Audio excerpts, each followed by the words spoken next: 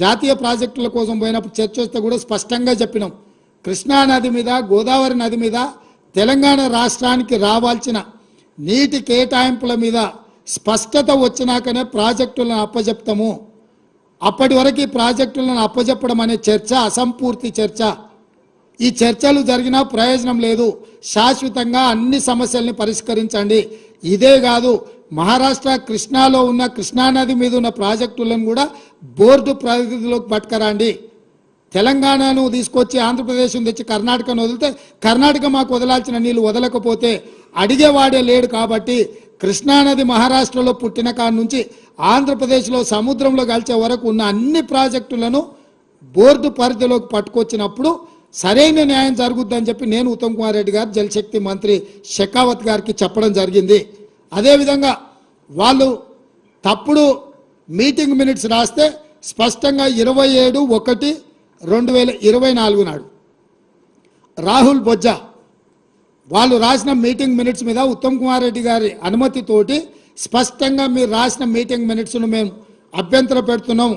And the proposal of handing over of headworks to KRMB, members of Telangana stated that they will discuss the matter with the government and communicate its views. But the same was recorded as Telangana had agreed to hand over the components, which is not correct. This part of minutes need to be amended accordingly.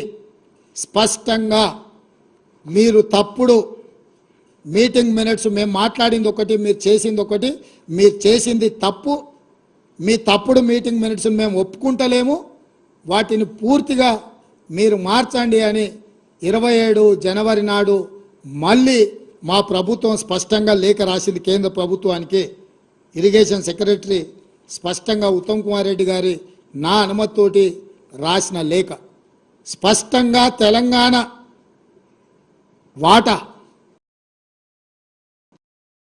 నీళ్లు, తెలంగాణ ప్రాజెక్టుల మీద హక్కులు మేము కొట్లాడి మేము సాధించాలనే ప్రయత్నం చేస్తుంటే ఈరోజు అధికారం కోల్పోయిన నిస్పృహతో దిక్కుమాలిన ఆలోచనతో ఇంట్లో నుంచి బయటకు వెళ్ళడానికి మొహం జల్లక ఏదో ఒక వంకతోని బయటికి రావాలని మామ అల్లుళ్ళు ఈరోజు కుట్ర చేస్తున్నారు. నేను సూటికి ఒక్క మాట అడగదలుచుకున్న చంద్రశేఖరరావు, నీకేమాత్రం సిగ్గునో ఒక్క మాటకు సమాధానం చెప్పు. ఇక్కడ ఎన్నికల రోజు పోలింగ్ రోజు పొద్దున్నే నాగార్జున సాగర్ భూభాగం మొత్తం తెలంగాణలో ఉంది. నాగార్జున సాగర్ ప్రాజెక్టు కంప్లీట్గా తెలంగాణ స్వాధీనంలో ఉంది. కనీసము శ్రీశైలం అన్న సగం వాళ్ళ చేతిలో ఉంది, సగం మన చేతిలో ఉంది. జగన్మోహన్ రెడ్డి పోలీసులు తుపాకులు వేసుకొని నాగార్జున సాగర్ డ్యామ్ మీదకి వచ్చి ప్రాజెక్టును హ్యాండ్ ఓవర్ చేసుకోరు. ఈ సన్నాసి రండా జగన్మోహన్ రెడ్డి తెలంగాణలోకి వచ్చి నాగార్జున సాగర్ ప్రాజెక్టును ఆక్రమించుకుంటే నోట్లకెళ్ళి మాట వెళ్ళలే. రండ పనులు చేసింది, లొంగిపోయింది నువ్వు చంద్రశేఖరరావు. నువ్వు రండగాడి కాబట్టి జగన్మోహన్ రెడ్డి వచ్చి నాగార్జున సాగర్ మీద